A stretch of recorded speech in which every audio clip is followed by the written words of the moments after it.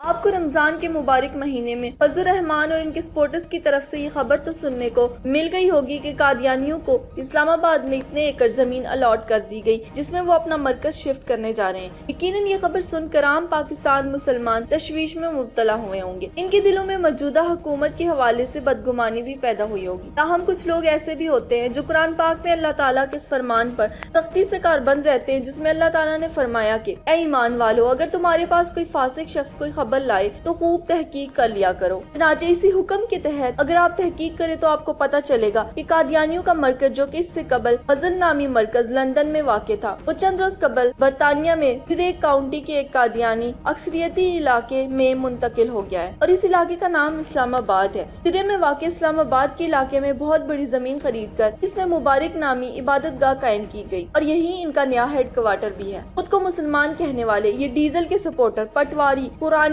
اصول کے تحت فاسق بن کر جھوٹی خبریں آگے پھیلاتے ہیں تاکہ معاشرے میں انتشار پھیل سکے اور مسلمانوں کے دلوں میں بدگمانی ڈالی جا سکے۔ ان فاسقوں نے آدھی خبر تو بتا دی، قادیانی اپنا مرکز اسلام آباد شفٹ کرنے جا رہے ہیں، یہ نہ بتایا کہ اسلام آباد برطانیہ کے کاؤنٹی سرے میں ایک علاقے کا نام ہے جہاں وہ یہ مرکز قائم کریں گے۔ یہ لوگ اور ان کے یہ ہتھ کنڈے نئے نہیں۔ قرآن کے مطالعہ کریں، وہ حضرت نوح علیہ السلام سے لے کر آخری نبی حضرت محمد صلی اللہ علیہ وآلہ وسلم تک ہر دور میں ایسے فاسق لوگ مسلمانوں میں انتشار پھیلانے کی کوشش کرتے رہے، لیکن اللہ تعالیٰ ان کی چالیں ہمیشہ ناکام بناتا رہا۔